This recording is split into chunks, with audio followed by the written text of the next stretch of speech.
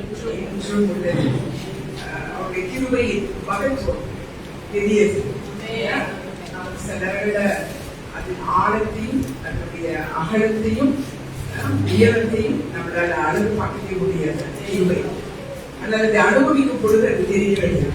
அதனாலதான் சங்கீதக்காரர் சொல்கிறார், சியோனின் சிறையிருப்பை திருப்பும் பொழுது சொப்பனம் காண்பது போல் இருக்கும். சொப்பனமான இது நடக்குமா நடக்குமா அப்படின்னு நமக்கும் கடந்த நாட்களிலே நடந்த காலையிலே பார்க்கும் பொழுது ஒரு சொப்பனம் போல் தான் இருந்தது.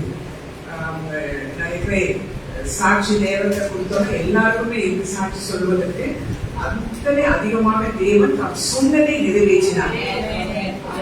அவர் சொன்னதை நாங்களாக கேட்டு வாங்கவில்லை. நிறைய நேரங்களிலே ஒரு காலத்துல கேட்டு வாங்கினது உண்டு. ஆனா கேட்டு வாங்கினது இல்லாம அரிசி பருப்பு தான். அது தவிர நான் வேற எதுவும் அவருக்கு பெருசா கேட்டது கிடையாது. அது நிச்சயம் போனதே கிடையாது. அவர்கிட்ட போய் எனக்கு வீடு தாங்க வாகனங்கள் தாங்க அப்படின்னு நான் ஒரு 30 வருஷத்துக்கு முன்ன பாத்தீங்கன்னா அப்படி கேட்டது கிடையாது. டேட்டுல எண்ணத்தை உண்போம் எண்ணத்தை உடுப்போம்ங்கிற ஒரு பிரச்சனை இருந்ததுனால அந்த பிரச்சனையில இருந்து நம்ம தாண்டி வந்துட்டு அதுக்கப்புறம் என்ன கேட்டுக்கலாம். ஏன்னா எனக்கு தெரியும் லாங் டேர்ம் ஒரு விஷன் இருக்கு. ஆனா சொல்லுவேன் இந்த பாடத்தை கடந்த பிறகு சிலரும் அந்த எனக்கு எப்பயுமே டிராவலிங்ல இடையில சாப்பிடணும் டீ குடிக்கணும் அந்த பழக்கம் ஒன்று இருக்கு.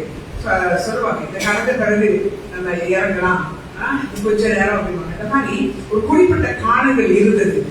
அது மகா கொடுமையும் மனாந்திரமுமான பாதையா இருந்தது. ஆனால் வாக்கு தத்துவமும் ஏராளமா இருந்தது. ஆகவே வாக்கு தத்துவம் அதையெல்லாம் எழுதி வச்சுட்டு அன்னன்னைக்கு பிழைக்கணும் ஜெயிக்கணும் பிழைச்சிட்டு போகணுங்கிறதுக்காக ஒரு காலம் நமக்கு ஜபம் அப்படிதான் இருந்தது. ஆனால் அந்த ஜபம் மாறினது. அதுதான் நான் அடிக்கடி உங்களுக்கு சொல்லுவேன். என்னது கிச்சன் டு கிங்டம் மறக்கவே கூடாது. அந்த புத்தகத்தை எப்படியாவது ரிலீஸ் பண்ணணும். இவ்வளவு வருஷமா நாங்க பிளான் பண்ணிட்டு இருக்கிறோம். அதாவது அந்த மைண்ட் செட் எண்ணத்தை உண்போம் எண்ணத்தை உடுப்போம் என்கிற மைண்ட் செட்ல இருந்து அவருடைய ராஜ்யத்தை தேடி அவருடைய ராஜ்யத்தில் என்ன இருக்கிறது என்று கண்டுபிடித்து அதற்காக அப்படி ஒரு வாழும் ஒரு ஜப வாழ்க்கையை மாற்றினார். ஒரு ஜப வாழ்க்கை எப்படி ஜபிக்க வேண்டும். இந்த நாட்களிலும் அதை தான் நாங்கள் பார்த்து கொண்டே இருக்கிறோம். அதிலே இன்னும் தேவன் நமக்கு கற்றுக்கொண்டே இருக்கிறார். நம்ம இந்த வருஷம் நமக்கு தேவன் சொல்லிட்டாரு இளைப்பாறுதல். என் சமூகம் உலகம் முன்னே செல்லும். அந்த சமூகத்தில் என்ன இருக்கிறது? இளைப்பாறுதல் இருக்கிறது. பிரசன்ஸ் ஆஃப் தி லார்ட் அங்க ரெஸ்ட் இருக்குது. உண்மையிலே சொல்ல போனா இந்த வருஷத்துல அதை நாங்க அனுபவித்தோம். ஏன் கடந்த நாட்களிலே நாங்க நுரையில அந்த ஜப அலங்கத்தை பிரதிஷ்டை பண்ண போகும் பொழுது எல்லாமே ஒரு வித்தியாசமான டைம் சூழ்நிலைகள் ப்ரோக்ராம்ஸ் எல்லாமே மாறி மாறி வந்தாலும் அந்த நேரத்துல சமாதானத்தோட செய்ய. ஏன்னா நம்ம கை நிறைய படத்தை வச்சுக்கிட்டு நாங்க எதையுமே செஞ்சது கிடையாது. பெரிய ப்ரோக்ராம் லிஸ்ட் எழுதி வச்சுக்கிட்டு எல்லாமே அந்த நேரம் ஆகியாளர் சொல்லும் பொழுது சத்தத்தை கேட்டு உடனே கீழ்ப்படியும் பொழுது அந்த விஷன் வருது, அதோட ப்ரொவிஷன் வருது, அந்த விஷன் அப்படி போகுது. இப்படி ஒரு சிஸ்டத்துல மிக அழகாக ஒரு இளைப்பாறுதல் ரிட்டர்ன் நான் வரும்போது அதுதான் யோசிச்சேன். எத்தனை இளைப்பாறுதலோடு நாம திரும்பி வந்தோம் எல்லா வேலையும் முடிச்சுட்டு. அதுதான் மகா கிருபை. அந்த இளைப்பாறுதலை தேவன் நமக்கு தந்திருக்கிறார். காரணம் எங்களால் அல்ல, ஏதோ நாங்க ஏதோ பெரிய ஜபம் பண்ணதுனாலே அல்ல, ஏதோ நாங்க ஒரு காணிக்கை கொடுத்ததுனாலும் அல்ல, எங்களுடைய பெரிய நாங்க ஏதோ நல்ல குடும்பம் அது கிடையாது. அவருடைய கிருபையும் அவருடைய பிரசன்னம், அந்த பிரசனம் இருக்கிறது. அந்த பிரசனத்தை நாம் தக்க வைத்துக் கொள்ள வேண்டும். பிரசனம் என்று சொல்லும் பொழுது அது நிகழ்காலம். நாங்கள் பார்த்தோம் நிகழ்காலத்தில் சம்பவிப்ப நாள் நேற்று கிடையாது, நாளைக்கும் கிடையாது, இப்ப. அப்போ ஒவ்வொரு நேரமும் நாங்கள் அந்த பிரசனத்தை அனுபவிக்க வேண்டும். அந்த பிரசன்னம் நம்ம விட்டு கடந்து போய்விடும் என்று தெரிந்தால் எதுவுமே, அதாவது அந்த என்னதான் நஷ்டம் வந்தாலும் பரவாயில்ல, பிரசனத்தை மட்டும் இழந்து போக கூடாது. அதை குறித்தும் நம்ம போன வருஷத்துல இருந்து பல வருஷங்கள் நாங்கள் பார்த்து கொண்டு இருக்கிறோம். அந்த பரிசுத்த ஆவியானவர் குறித்து இயேசு கிறிஸ்து சொல்லும் பொழுது, நீ எனக்கு விரோதமா வேணா பேசுங்க, ஆனா பரிசுத்த ஆவியானவருக்கு விரோதமா பேச வேணாம். ஏன்னா அவர் ரொம்ப சாஃப்டான கேரக்டர் அவர் இருப்பாரு. நாம ஏதாவது அவருக்கு அந்த இடத்துல ஒரு சங்கடமான அவருக்கு நிற்க முடியாத அளவுக்கு ஏதாவது பேசி செய்தோம்னா அவர் நம்ம விட்டு கடந்து போய் விடுவார். அவரோட கத்தி நான் போகிறேன் அப்படின்னு ஒரு ஈட்டியை வச்சுட்டு நாக்க நீட்டிக்கிட்டு எல்லாம் பேச மாட்டார். Very soft character. சோ அந்த இடத்துலதான் ரொம்ப கவனமா இருக்க வேண்டும் என்று எபேசியர் நாங்க பார்த்தோம். எபேசியர் 4ஆம் அதிகாரத்துல அவர் என்ன சொல்றாருன்னா, பரிசுத்த ஆவியை நீ துக்கப்படுத்த வேண்டாம், அதனால கெட்ட வார்த்தை ஒன்றும் உங்கள் வாயிலிருந்து புறப்பட வேண்டாம். கெட்ட வார்த்தைன்னு சொல்லும் பொழுது இந்த கெட்டு போயிடுச்சு, ராட்டன் அப்படின்னு சொல்றேன், அழுகினதுக்கு சொல்லுவோம், அழுகி போயிடுச்சு. நம்ம வீட்டுல நம்ம எவ்வளவுதான் எந்த பொருளை வாங்கிட்டு வந்தாலும் ஒரு வாழைப்பழமோ ஆப்பிளோ அழுகிருச்சுன்னா கொஞ்சம் அழுகிருச்சுன்னா சிலர் வெட்டிட்டு எடுப்போம். சரி அந்த சைடு நல்லா இருக்கு, சிலர் எடுக்கவே மாட்டோம். ஏன்னா அது ரொம்ப அழுகி இருக்கும். நமக்கு தெரியும் இதோட கிருமி உள்ள எங்கேயாவது இருக்கும்னு சொல்லிட்டு முழுசு வீசிருக்கும். இல்லையா? அப்போ அதை வீசிருக்கும், அது அதை எடுக்க மாட்டோம். யாராவது கெட்டு போன மீனை சமைச்சிருக்கோமா, கெட்டு போயிடுச்சுன்னு தெரிஞ்ச பிறகு, அழுகி போயிடுச்சுன்னு தெரிஞ்ச பிறகு நாங்க அதை சாப்பிட்டுருக்கோமா? இல்ல, உடனே என்ன செய்வோம்? வீசிடும். அதுதான் மனிதன். இல்ல, மிருகம் தான் என்ன செய்யும்? கெட்டு போனதோ அதுக்கு அது அசிங்கமானதுனால அதை திருப்பி சாப்பிடும். அதேதான் நம்ம வேதத்திலே அப்படிப்பட்டவர்களை குறித்து சொல்லும் பொழுது நாய்கள், பன்றி இதெல்லாம் சொல்றாரு. இதுதான் என்ன செய்வான்? அது தான் கக்கினதே திருப்பி சாப்பிடுவோம். அருவருப்பான ஒரு மிருகமான அந்த இடத்துல சொல்றாரு. நாய் நன்றி உள்ளதுதான், பட் அதனுடைய கேரக்டர் அது கெட்டு போனது, அழுகினது சாப்பிடக்கூடியது. சோ மனிதன் அப்படி கிடையாது. அதனால அவர் சொல்றாரு, கெட்டு போன கெட்ட வார்த்தை ஒண்ணுமே வாயிலிருந்து புறப்படவே வேண்டாம். வாயிலிருந்து அது வெளியே கொண்டு வரவே வேண்டாங்கிறாங்க. ஏன்னா அது இந்த பிரசன்ன, தேவனுடைய பிரசன்னத்தை என்ன பண்ணிருக்காங்க, அது அப்படியே இல்லாம ஆக்கி வச்சுக்கலாம். நீங்க அதை நீங்க வாசிக்கலாம். எபேசியர் 4ஆம் அதிகாரத்துல இருக்குது. அது சொல்றாரு அந்த இது வேணாம். இதை நாங்க ட்ரெயின் பண்ணணும். நாங்க இந்த நாவை நாங்க பழக்கி வைக்கணும். ஏன்னா இது இன்னைய மெசேஜோட தலையங்கமே பதிலே இலைப்பாறுதல். நம்ம இலைப்பாறுதலை பற்றி தானே பார்த்துட்டே வரோம். என் ஆத்மாவே நீ ஒரு இலைப்பாறுதலுக்குள் போ, ஏன்னா கர்த்தர் நன்மை செய்து விட்டார். அப்படி நாங்க ஒன்னொன்னா பார்த்துட்டு இருக்கிறோம்னா தெரியல இருந்து. அப்ப அவர் என்ன சொல்றாருன்னா பதில். சோ இந்த பதில் என்ன பதில்? ரெண்டு இருக்குது. நல்லது கெட்டதுன்னு இருக்குல்ல, நமக்கு நன்மை தீமை, நல்லது கெட்டது, இருள் வெளிச்சம், அந்த மாதிரி இருக்கு. நன்மை தீமை அப்படின்னு தான் வேதத்தில் இருக்கு. நன்மை தீமைன்னு சொல்லும்போது அது குட் அண்ட் பேட் அப்படி வந்து இங்கிலீஷ்ல வேற ஏதாவது இருக்கு. நன்மை தீமை அவ்வளவுதான் இருக்க. பைபிள்ல பாசிட்டிவ் அண்ட் நெகட்டிவ்னு இல்லை. அப்படி ஒரு வேர்டு இருக்கு, எங்க பாத்துட்டீங்களா? அவர்கள் அந்த கனி அவர் சொல்றாரு, இது நன்மை தீமை அறியத்தக்க கனி. அவர் சொல்லல இது நெகட்டிவ் அண்ட் பாசிட்டிவ் சொல்லல. நல்ல கவனிக்கும். இன்னைக்கு உலகம் பயங்கரமான கலப்பிடம். கலப்பிடம்னா அதாவது ஜீவன் உள்ள தேவன் இயேசு கிறிஸ்து, அது சத்தியம், அது உண்மை. அவர்தான் வழியும் சத்தியமும் ஜீவன். அவராலே தான் நித்திய ஜீவன் உண்டு என்றது எல்லாருக்கும் தெரியும். ஆனா அதை ஏற்றுக்கொள்ள மனம் இல்லாதவர்கள் அந்த ஜீவனுக்குரிய சில நன்மைகள் இருக்கிறதால அதை மட்டும் இங்க கொஞ்சம் கொஞ்சம் கொஞ்சம் கொஞ்சம் எடுத்து எல்லா வேர்ட்ஸ் இப்ப நம்ம தான் சொல்லுவோம். ப்ரே பண்ண போறோம், யார் சொல்லுவோம்? பிரேயருக்கு போயிட்டு வரோம் சொல்றது யாரு? நம்ம தான் சொல்லுவோம். இன்னைக்கு புரட்சாதிகள் என்ன சொல்லுவாங்க? பிரேயருக்கு போயிட்டு வரோம். நம்ம தான் சொல்லுவோம். இரவும் பகல் கர்த்தருடைய வேதத்தை தியானிக்கிறவன். எங்க சொன்னார் அது? யோசுவா 1ஆம் அதிகாரம். அது எங்க? 2000 பிளஸ் ஒரு 3000 கிட்டத்தட்ட 5000 வருடங்களுக்கு முன்பதாகவே இரவும் பகல் தியானிக்கிறது. இப்ப என்ன சொல்லுவாங்க? தியானம் என்று சொல்லுகிறாங்க. நமக்கு தான் தேவன் வேதத்திலே விசுவாசமான வார்த்தை பேச வேண்டும், அவிசுவாசமான வார்த்தை பேசக்கூடாது என்பது குறித்து சொல்லி இருக்கிறார். ஆனா இன்னைக்கு இதுல இருக்கிற சில நல்ல பங்குகளா எடுத்துக்கிட்டு நல்லதுதான் அவங்களுக்கு தேவையான வெட்டி எடுத்துட்டு மற்ற முதல், அதாவது முக்கியமான ஒன்று என்னன்னா, முக்கியமான அறிக்கை என்னன்னா இயேசு கிறிஸ்துவை ஆண்டவர். அதை சொல்லாம அவர் சொன்ன நன்மைகள் இருக்கிறதல்ல, அதெல்லாம் எடுத்துட்டு போறாங்க. அதனால நமக்கு இன்னைக்கு உலகத்தோடு அல்லது நம்ம உலக ஜனங்களோட குடும்பங்களோடு இருக்கும் பொழுது, அல்லது நாங்க சில ஒருவேளை ஒரு டிவில ஏதாவது ஆன் பண்ணும் போது வர்ற சில மெசேஜஸ் நம்மளே எந்த விதத்திலும் ஏமாற்றி விடக்கூடாது, வஞ்சித்து விடக்கூடாது. அதுக்குரிய பகுத்தறிகிற வர வேண்டும். இயேசு அல்லாமல் வருகிற எல்லாமே அவர் சொல்கிறாரு. இயேசு கிறிஸ்துவோடு கூட எல்லாமே அது பாவம். விசுவாசத்தினால் வராத எல்லாமே பாவம். அதனால ரொம்ப ரொம்ப நம்ம கவனமா இருக்கணும். ஈஸியா மற்றவங்க அப்படி சொல்றாங்க இப்படி சொல்றாங்க இல்ல. நமக்கு ஒவ்வொரு வாக்கு தத்துவத்துக்கு பின்னாடியும் ஒரு, அதாவது நம்ம நம்புவோம். எல்லாரும் நம்புறாங்க, கடவுள் ஒருத்தர் இருக்கிறான்னு நம்புறாங்க எல்லாரும். ஆனா கீழ்ப்படிய மாட்டாங்க. நம்புவது பெரிது கிடையாது. 1000 பேர் நம்பலாம். ஆனா யார் இயேசு கிறிஸ்துவின் வார்த்தைக்கு கீழ்ப்படுகிறாரோ அவர்கள் தான் புத்திரர்கள். நம்புகிற எல்லாரும் பிள்ளைகள் கிடையாது. உலகம் நம்புகிறது, எல்லாருமே நம்புறாங்க. ஆனா யாருடைய சத்தத்துக்கு செவி கொடுத்து கீழ்ப்படுகிறார்கள். அங்கதான் நானும் நீங்களும் கீழ்ப்படிதல் எவ்வளவு முக்கியம் என்கிறது பார்க்க வேண்டும். அதனால நாம் நம்மை ட்ரெயின் பண்ணணும். இந்த நாட்களிலே டைம் எடுத்து உட்கார்ந்து ட்ரெயின் ஆகுங்க. நேற்று கூட நான் யாரோட சகோதரோட பேசிட்டு இருந்தேன். அவன் சொல்றான், நான் நிறைய மாறிட்டேன். அவங்க என்னெல்லாம் மாறினாங்க ஒன்னா சொல்றான். இத்தனை வருஷமா அவங்க சொல்லி பார்த்தேன். நானே உணர்ந்தாங்க. இந்த ஆண்டு தேவன் நமக்கு ஒரு சான்ஸ் கொடுக்கிறாரு மாறுறதுக்கு. ஒரு மாற்றத்தை தேவன் விரும்புகிறார் எனக்குள்ளும் உங்களுக்குள்ளும். அதன் முதல் மாற்றம் எங்களுடைய வாய் மாற வேண்டும். ஏனென்றால் இந்த வாய் தான் ரொம்ப முக்கியமான ஒரு பகுதி. ஒரு கிறிஸ்தவனுக்கு வாய் இருதயம் எல்லாம் முக்கியப்பட்ட வாய் ரொம்ப ரொம்ப முக்கியமான ஒன்று. அதனால அவர் சொல்றாரு,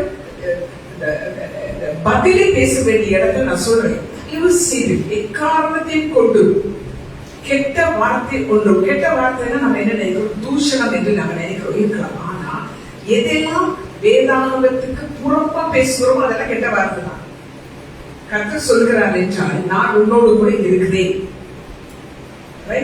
அப்ப நானும் நீங்கள் என்ன சொல்லணும், எப்படி நாங்கள் பதிலை பேச வேண்டும்? கர்த்தர் என்னோடு கூட இருக்கிறார். ஆனா சூழ்நிலை எப்படி இருக்கிறது? படுமோசம். ஐயோ, அன்பு கிடையாது, விசாரிக்கிறதுக்கு யாரும் கிடையாது, பணமும் கிடையாது, பொருள் கிடையாது, கூட நிக்கிறதுக்கு யாரும் கிடையாது, கேட்பாரில்லை, விசாரிப்பாரில்லை. மோசமான ஒரு நிலைமை மோசம். ஆனால் நம்முடைய வாயிலிருந்து என்ன வார்த்தை வர வேண்டும்? கர்த்தர் என்ன சொன்னார்? பதில். அப்ப இந்த ஜெபம் மாற வேண்டும். நிறைய பேருக்கு ஜெபம் மாறி இருக்கு, ரொம்ப சந்தோஷம். உங்களுக்கு தெரியும், ஜெபம் என்று சொன்ன உடனே முட்டை போட்ட உடனே முட்டுக்கால போட்ட உடனே பணம் முட்டுறது கிடையாது. முட்டி ஆண்டவரை அதை தாரும் இதை தாரும், இதை செய்யும் அதை செய்யும் வந்த வேகத்துல முட்டுனமா முட்டிட்டு ஓடுறது ஜெபம் கிடையாது. பர ஓடி வர்றது ஜெபம் கிடையாது. ஒரு நாளும் ஜெப நேரத்துல மட்டும் எனக்கு தெரியும் சிலர்லாம் சொல்லுவாங்க, சிஸ்டர் அங்க ஒண்ணு பெரிய பிள்ளை குட்டி ஒண்ணு கிடையாது, என்னெல்லாம் வேலை செய்யறவங்களுக்கு தெரியாது. 12 மணிக்கு என்ன செய்வாங்களாம், மடங்கு 91 23 121. நான் போன 20 வருஷத்துக்கு இது மூணுதான் சொல்லுவாங்க. இந்த மூணையும் அச்சப்படுத்த வேண்டியது இல்ல. அப்படி அந்த மாதிரி நாங்க ஒரு ஆளா இருக்கக்கூடாது. ஏன்னா நம்ம ஜெப நேரம் எவ்வளவு நேரம் உட்காந்து ஜெபிக்கிறோங்கிறது கிடையாது. அதை நான் எப்படின்னு சொல்லியிருக்கிறேன். நான் 4 மணிக்கு ஜெபம் பண்றேன். 4 மணிக்கு ஜெபிச்சுட்டு 6 மணிக்கு டியூஷனுக்கு பேசிட்டு இருக்கேன். அதோட 4 மணிக்கு நல்ல பிளட் போட்டு ஸ்லீப் டேப்லெட் போட்டு தூங்கிடுவேன். அட்லீஸ்ட் பாவமாவது செய்ய மாட்டேங்க. வேண்டாம். நிறைய பேருக்கு என்ன தெரியுமா, நாங்க 3 மணிலிருந்து ஜெபம் பண்றோம். ஆனா 6 மணிலிருந்து காசிப் ஊர் கதையும் அந்த கதையும் இந்த கதையும் அவனை பத்தியும் இவனை பத்தியும் அது ஒண்ணுமே சரி வராதுங்க.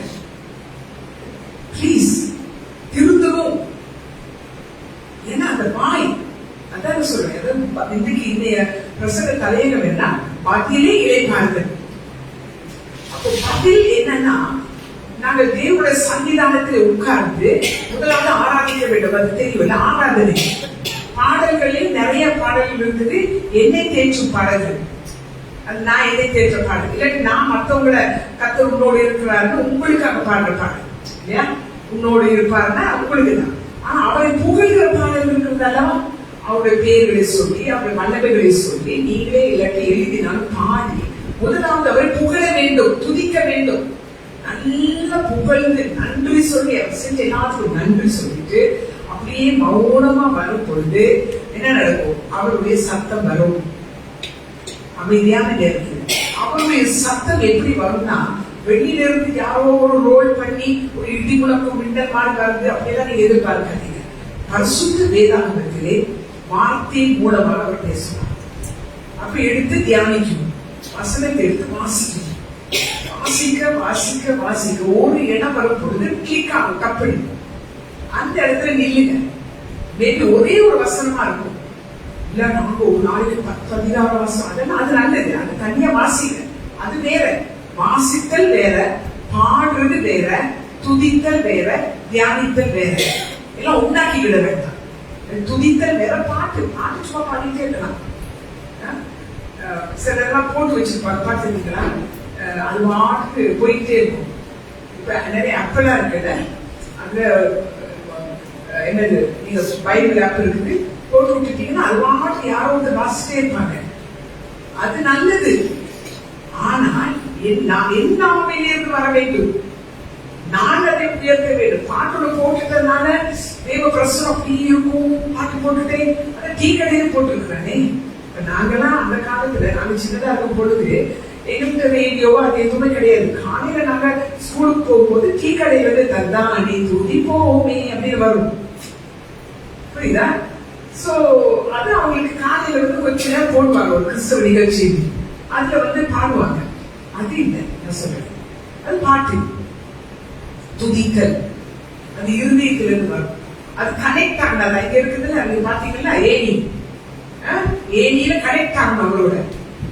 அந்த கனெக்ட் ஆகி யாரெல்லாம் நாங்க வந்து தேவனுடைய சன்னிதானத்தை அமர்கிறோமோ, அப்போ தேவதூதர் கீழே இருந்து போறதும் மேலே இருந்து வருகிறோம். அதாவது நம்ம துதிக்கிறது போகும், அங்க அவருடைய சத்தம் வரும். அந்த சத்தத்தை தான் பதில் வரும். ஒவ்வொரு பேருக்கு பதில் வரும். சில நேரம் ஒரு ஊழியக்காரர் மூலமாக பதில் கொடுப்பார், தீர்க்கதரிசி மூலமாக பதில் கொடுப்பார், அது நல்லது. ஆனா எதனாலும் தேட வேண்டாம். ஐயோ யாராவது தீர்க்கதரிசி இருக்க மாட்டாங்களா, யாராவது எனக்கு ஜோம் பண்ண மாட்டாங்களா, யாராவது எனக்கு ஜோம் பண்ணி சொல்ல மாட்டாங்களான்னு எதனாலும் வெளியிலேயே நான் எதிர்பார்த்துட்டு வேண்டாம். எந்த நேரமும் பேசக்கூடிய ஒருவர் தான் ஆவியானவர். அது வார்த்தையின் மூலமாக தான் பேசுவாங்க. அப்ப நம்ம எல்லார் கையிலையும் பதில் இருக்கு. எல்லாருக்கும் பதிலை காட்டுங்க, யாருக்கு என்ன பதில் இருக்கு. ஆமா, கொஸ்டின் பேப்பர் கொடுத்துட்டு பதில் கொடுப்பாங்க, பார்த்துருக்கீங்களா? பின்னாடி இருக்கும், பார்க்காத கூட ஒளிச்சு ஒளிச்சு பார்த்து எடுக்கிறது உண்டு தானே. ஆமா, சில இந்த மசில்ஸ் இதெல்லாம் பண்ணும்போது பின்னாடி கொடுத்துருவோம். ட்ரை பண்ண வேண்டியது, அப்புறம் போய் ஒளிச்சு ஒளிச்சு பார்த்து எழுத வேண்டியதான். சோ நமக்கு தேவன் பதிலை இங்கே வைத்திருக்கிறார். ஆனா சரியான பதிலை நானும் நீங்களும் தேடி எடுக்க வேண்டும். எது இதற்கு எப்பொழுது பேசுகிறாரோ அந்த பதிலை நான் எடுக்க வேண்டும். சோ அந்த பதிலை தான் தேவன் எனக்கு உங்களுக்கும் அதை வார்த்தையாகவோ சொல், அல்லது அதை வாக்குத்தத்தமாகவோ, அல்லது அந்த சொப்பனத்தின் மூலமாகவோ, தீர்க்க தரிசனங்களின் மூலமாகவோ, தரிசனத்தின் மூலமாகவோ வெளிப்படுத்துகிறார். எப்போ ஒரு விதத்துல சிலர் சொல்லுவாங்க, நான் ஒரு சொப்பனை கண்டேன் அப்படின்னாங்க. அந்த சொப்பனத்தில் ஒரு பதில் இருக்கும். அல்லது யாராவது ஜெபிக்கும் பொழுது அவங்க ஒரு வார்த்தையை சொல்லுவாங்க, அது மூலமா பதில் இருக்கும். அப்போ பதில் வந்து இளைப்பாறுதலை தரும். எப்படி பதில் இளைப்பாறுதலை தரும் என்றால், எனக்கு உங்களுக்கு ஒரு கேள்வி இருக்குது, ஒரு தேவை இருக்கிறது, ஒரு போராட்டம் இருக்கிறது, ஒரு பிரச்சனை இருக்கிறது, ஒரு வியாதி இருக்கிறது, ஒரு கடை ஏதோ இருக்குன்னு, ஒரு குழப்பம். அந்த குழப்பத்திற்கான ஒரு பதில் தான் இங்கே வருகிறது. பதில் வந்துருச்சுன்னா எனக்கு உங்களுக்கும் வர வேண்டியது நம்பிக்கை. முதலாவது நம்பணும். அந்த நம்பூரத்தை போட்டு, நம்பூரத்தை பத்தி எத்தனை பேர் படிச்சது நினைவு இருக்கு? நம்பூரத்துக்கு எதை நான் ஒரு உதாரணம் அவங்களுக்கு சொன்னேன், எதை காட்டி உங்களுக்கு உதாரணமா சொன்னேன்? வார்த்தை தான். அதை பத்தி ஒரு எதுக்குமே நான் எப்பயுமே நிறைய நேரம் உங்களுக்கு ஞாபகம் இருக்கணுங்கிறதுக்காக ஒரு இப்ப பாருங்க, இது இந்த இடத்துல ஒரு ஏணி கொண்டாந்து செஞ்சு கொண்டாந்து வச்சிருக்கேன். ஏன்னா இது வந்து போன வாரம் பட்சம், போன சண்டையில, அந்த போன சண்டையில ஆமா தொடர்பு கொள்வதற்காக, என்கவுண்டர் அவரோட தொடர்பு கொள்வதற்காக ஒரு ஏணி, இப்படி தொடர்பு கொண்டா பாடம், இப்படி தொடர்பு கொண்டா ஏணி, இதை குறிச்சு நான் உங்களுக்கு சொன்னேன். ஈவன் நம்புறதை குறித்து கூட உங்களுக்கு ஒரு எக்ஸாம்பிளா ஒன்று யூஸ் பண்ணிடுது. இதுல இருந்து எவ்வளவு தூரம் நீங்க வந்து கற்றுக்கொள்கிறீர்கள். இப்ப இது வந்து கற்றுக்கொள்கிற இடம், இது பிரசங்கம் பண்ற இடம் கிடையாது. மந்தமா கத்தி பிரசங்கம் பண்ணிட்டு ஓடுறது கிடையாது. எதை வைத்து உங்களுக்கு நான் ஒரு எக்ஸாம்பிளா ஒரு பொருளை எடுத்துக்காட்டினேன். நம்பிக்கை என்னும் நங்கூரம். சோ இந்த நங்கூரம் யார் யூஸ் பண்ணுவோம், எங்க யூஸ் பண்ணுவாங்க? கப்பல்ல யூஸ் பண்ணுவாங்க. கப்பல்ல எங்க கட்டி வச்சிருப்பாங்க? அது ஆமா ஆமா அந்த கப்பல்ல இருக்கிற நங்கூரம் வந்து யூஸ் பண்ணினாலும் பண்ணலனாலும் என்ன பண்ணுவாங்க? அதை வச்சிருப்பாங்க. ஏன் வச்சிருப்பாங்க? எப்ப காற்று வரும், புயல் வரும்னு தெரியாது, அதனால வச்சிருப்பாங்க. அதுக்குதான் நான் சொன்னேன், பெண்கள் ஹேண்ட்பேக்ல தூக்கிட்டு அதுல ஏதாவது வச்சிருப்பாங்க. அவங்க சில யூஸே பண்ண மாட்டாங்க, நாங்கள் இருக்குவதில்லை. இந்த நங்கூர மாதிரி ஒரு ஹேண்ட்பேக் எல்லா கையில இப்ப ஹேண்ட்பேக் இல்லாம வந்த ஒரு சிஸ்டர் பிரதர் ஹேண்ட்பேக் இல்லாம வந்திருப்பாங்க. ஒரு பெண் நீங்க சொல்ல பாருங்க, நான் ஹேண்ட்பேக்கை கொண்டு வரலப்பா. பெண்கள் என்ன கொண்டு வந்துருக்காங்க, என்ன நீ கொண்டு வந்த ஹேண்ட்பேக் வச்சிருக்கியா? அவன் சின்ன பிள்ளைல வச்சிருக்கேன். யாராவது ஒரு பெண் சொல்லுவாங்க, உமன் வித்தவுட் ஹேண்ட்பேக். அப்போ பெண்களே, ஹேண்ட்பேக் இல்லாமலே நம்மளுக்கு வெளியிலேயே வர முடியாதுங்கிற என்ன ஆயிடுச்சுங்க, நிலைமை அப்படி ஆயிடுச்சு இல்லையா? அதை விட ஹேண்ட்பேக் கூட இல்லாம நாங்க போகலாம், நம்பிக்கை இல்லாம போக கூடாது. நம்பிக்கை இல்லாம பெட்டை விட்டு வெளியில இறங்கக்கூடாது, நம்பிக்கை இல்லாம கிச்சனுக்கு போக கூடாது, நம்பிக்கை இல்லாம ஆபீஸ்க்கு போக கூடாது. நம்பிக்கை வேண்டும். அந்த நம்பிக்கை தான் அவர் கொடுக்கிற பதில். புரியுதா உங்களுக்கு? நம்பிக்கை. அந்த பதிலை நாங்கள் நம்பி பெற்று பாருங்க. ஆபிரகாமுக்கு எத்தனை ஆண்டுகளுக்கு முன்பதாகவே பதில் கொடுத்தார்? 25 ஆண்டுகளுக்கு முன்பதாகவே ஒரு பதில் வருது. என்ன பதில் வருது? உனக்கு ஒரு குமாரன் பிறப்பான், உன் சந்ததி சொல்லிட்டாரா? அதுதான் பதில். குமாரன் பிறப்பார் என்பது என்னது? பதில். ஆனால் அந்த பதில் நிறைவேறும் வரையிலும் இங்க வந்துருச்சு, அங்க வச்சு பதில் சொல்லிட்டாரு. ஆனா இங்கதான் குழந்தை திறக்கிறாரு. 25 ஆண்டுகளும் ஆபிரகாமுக்குள் இருந்தது என்னது? நம்பிக்கை, விசுவாசம். நம்பிக்கை, விசுவாசம். அவன் விசுவாசித்தான். அது அவனுக்கு என்ன வச்சது? அப்போ நானும் நீங்களும் பதிலை பெற்ற ஜாதி. என்ன ஜாதினாக? தைரியமா சொல்லுங்க. ஒரு வசனத்தை வாசிங்க. கலாத்தியர் 3ஆம் அதிகாரம் 18ஆம் வசனம். கலாத்தியர் 3:18. அங்கே ஆபிரகாமுக்கு கர்த்தர் வாக்கு தத்தத்தினால் என்ன செய்யறாராம்? அவரோட வாசிங்க. அன்றியும் சுதந்திரமானது நியாயப்பிரமாணத்தினாலே உண்டானால் அது வாக்கு தத்தத்தினாலே உண்டாயிராது. தேவன் அதை ஆபிரகாமுக்கு வாக்கு தத்தத்தினாலே அருளி செய்தாரே. வாக்கு தத்தத்தினால் அருளி செய்தாரே. இன்னொரு வசனம் வாசிங்க. 14. கலாத்தியர் 3:14.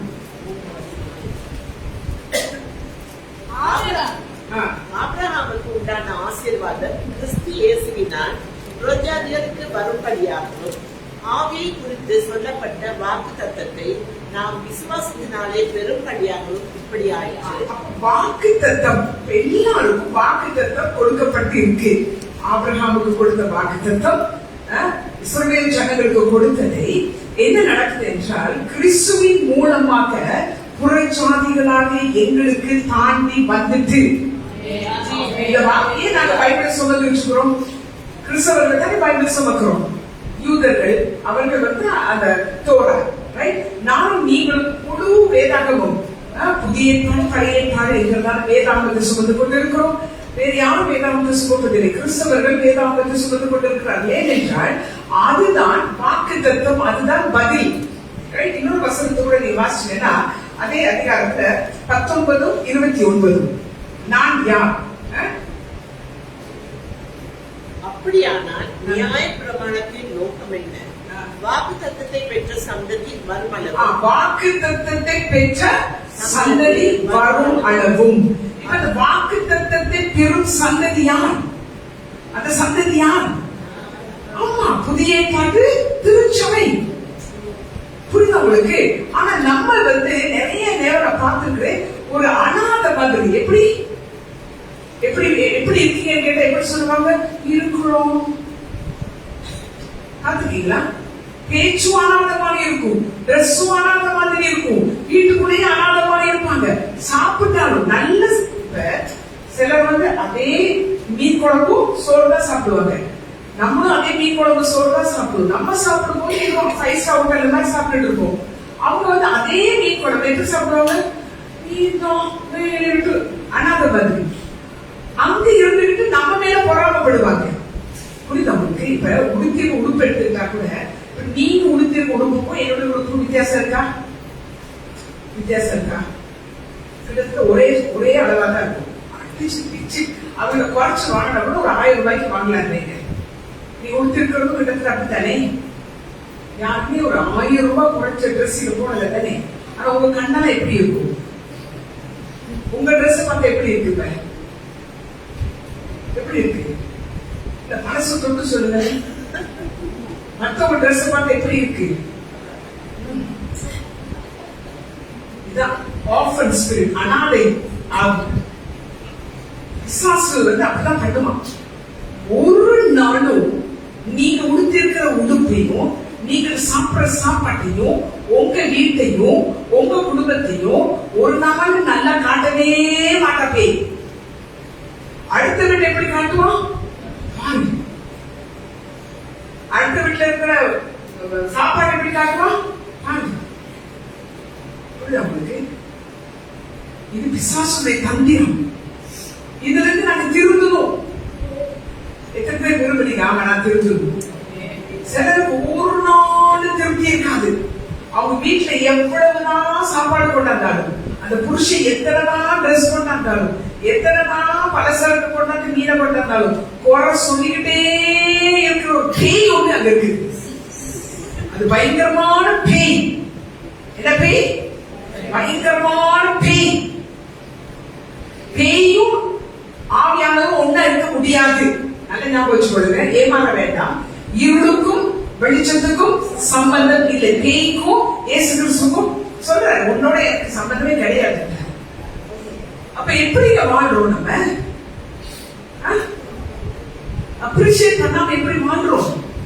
எப்ப பார்த்தாலும் குறை குறை குறை. அதாவது இது அழுக்கா இருக்குங்கிறத நீங்க சொல்றது குறை கிடையாது. அது குறை கிடையாது. இது அழுக்கு தொடச்சிடும். அது நமக்கு டே டு டே ஒரு ஒர்க். அது கிடையாது. ஆனா சிலர் இருக்கிறாங்க, காலையில இருந்து சாயங்காலம் வரைக்கும் குறை குறை குறை. நாய் குறைக்குது பாருங்க, அது கூட சும்மா குறைச்சிட்டு போகுது. இது வேர்ட் வேர்டா குறைப்பாங்க, வேர்ட் வேர்டா குறைப்பாங்க. வேணாம், எனக்கு தெரியல இந்த சப்ஜெக்ட் நான் எடுக்கணும்னே நினைக்கல. ஆவியானவர் சொன்னாரு, இல்ல நிறைய வீடுகள்ல குறை பாடுறாங்க, நிறைய பேர் கொசி பண்றாங்க, நிறைய பேர் உன்னோட இருக்காங்க பின்னாடி கொசி பண்றாங்க, அவங்க ஏதாவது ஒரு குறை சொல்றாங்க. அது நல்ல ஞாபகம் வச்சுக்கோங்க, நீ விதைத்தால் அது உலகத்தான். புரியுதா? நான் சாப்பிட்டா யார் வயிறு நிறையும்? ஏன் வயிறு தான் நிறையும். நீங்க குறை பாடுனீங்கன்னா அந்த குறை உங்களுக்கு என்ன வரும்? முச்செடிகளாய் விளையும். உங்க வீட்டுக்குள்ளதான் அந்த முச்செடி விளையும். ஏனென்றால் உங்க கிச்சன்ல நீங்க விதைச்சிட்டீங்க குறை, உங்க பெட்ரூம்ல விதைச்சிட்டீங்க குறை. புரியுதா? மாறணும். பொல்லாத மனுஷன் தான் வேற வழி கிடையாது. ஆனாலும் கண்ணே மணியை முத்து என்னமா சொல்லியிருக்கேன். அந்த வெள்ளக்காரப்பாங்க தொட்டதுலாம் டாடி டாடி எப்படிதான் கூப்பிடுறாங்க. எனக்கு ஒரு நாள் கூட என் மனுஷன் டாடின்னு கூப்பிடவே கிடையாது. ஏன்னா நமக்கு வராது. நம்ம அப்படி ஸ்வீட் எப்படிதான் சொல்றாங்க. பழகிங்க, கூப்பிட்டுதான் சடங்குங்க. சும்மாவா நீங்க இப்ப போய் இங்க டாடின்னு சொன்னீங்கன்னா மனுஷன் பயம். ஒரு நாள் கூப்பிட்டதே கிடையாது. முட்டுங்க டாடிங்கிறாங்க. பிரஷர் பிஷர் வந்துடக்கூடாது. இல்ல, நம்ம அப்ரிஷியேட் பண்றதே கிடையாது. புரியுது உங்களுக்கு? வீட்டுக்குள்ள இங்க நாங்க நல்லா ஜீசஸ் மட்டும் சொல்லுவோம், டாடி அப்படியே டாடி இருக்கும். 2 அடி கடிச்சாலும் ஓடிடும். அவர் டாடி தான் உண்மைதான். பட் ஆனா லைஃப்ல பிராக்டிக்கலா ஏன் இதை பத்தி சொல்றேன்னா, பதில் எப்படி வரும்? பதில் வாயில தான் வரும். வாயை பிரதிஷ்டை பண்ணுங்க, வாயை பரிசுத்தம் பண்ணுங்க, வாய்க்கு ஒரு பூட்டை போடுங்க, வாய்க்கு சொல்லுங்க. வாயில 2 அடி அடிச்சுனாலும் சொல்லுங்க, நீ கவனமா இரு, ரொம்ப பேசாத. அப்படி வரும். வந்தா கூட அடக்கி நில்லு. அதை வெளியில விடக்கூடாதுன்னு நினைங்க. ஏன்னா வெளியில விடுற மாதிரி பரீட்சைகள் வரும். நான் உங்களுக்கு பிரசங்கம் பண்றேன் எனக்கு சில நேரம் வரும். தவறானது சொல்லுபடி இல்லை. இருதயத்துல தீர்மானம் எடுக்கணும். டிசிஷன் இருதயத்துல தான். இருதயத்துல ஸ்ட்ராங்கா எடுத்துட்டோம்னா வெளியில அது வரும். கரெக்ட். சோ நமக்கு இளைப்பாறுதல் வேணுமா? நான் இளைப்பாறுதல் இருக்குன்னா பதில் இங்க இருக்கு. அப்ப நானும் நீங்களும் இது அது திருப்பி வாசிக்கணுமா? என்ன சந்ததியா? 40 வாக்குத்தத்தத்தை பெற்ற சந்ததி. அப்போ வருமளவும் அப்போ ஆபிரகாமுக்கு சொல்லிட்டு உன் சந்ததி சொல்றாங்க. உன் சந்ததி என்று சொன்னது ஈசாக்கா இருந்தாலும் கிறிஸ்து. கிறிஸ்துவின் சந்ததி யாரு? நானும் நீங்களும் தான். இப்ப கூட உங்க முகத்துல ஒரு சந்தோஷம் இல்லைங்க. கிறிஸ்துவின் சந்ததியோட என்னமோ ஒண்ணுக்கு வழியிலாத ஓட்டாண்டியை கட்டிக்கிட்ட மாதிரி.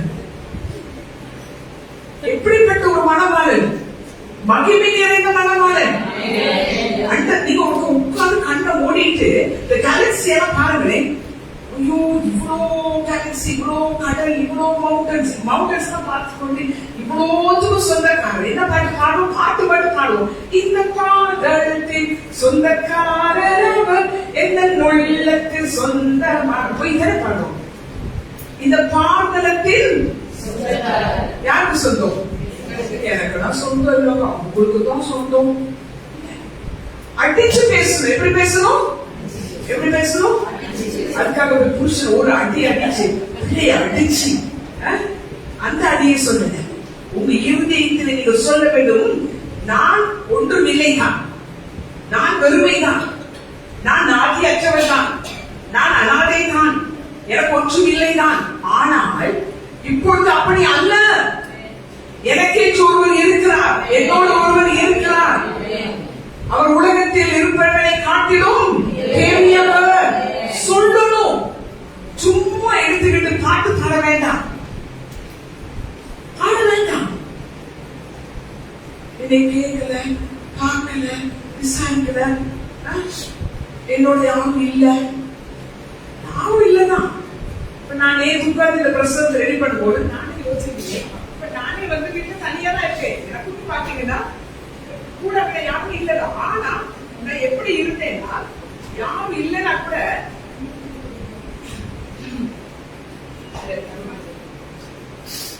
எனக்கு யாருமே இல்லைன்னா கூட யாருமே இல்லைன்னா கூட யாருமே இல்லைன்னா கூட யாருமே இல்லைன்னா கூட இது சூழ்ந்து 10,000 தேவதூதர்கள் இருக்கிறார்கள், கனிவழி ஆவிகள் இருக்கிறார்கள். அவர் எனக்குள் இருக்கிறார், என்னோடு இருக்கிறார். எனக்கு நீங்க எல்லாம் சொந்தக்காரங்க தான். உண்மையில சொல்ல போனா அங்க தொட்டு இங்க தொட்டு எல்லாருமே சொந்தம் தான். ஆனா எல்லாவற்றுக்கும் மேலாக இன் கிரைஸ்ட் எல்லாருமே சொந்தம் தான். அப்ப நானும் நீங்களும் என்ன நினைக்கணும்? நான் கணித்தவள் கிடையாது, நான் கைவிடப்பட்டவள் கிடையாது. ஏன்னா பதிலே பேசுவோம். நான் எவ்வளவு நினைக்கிறோம்.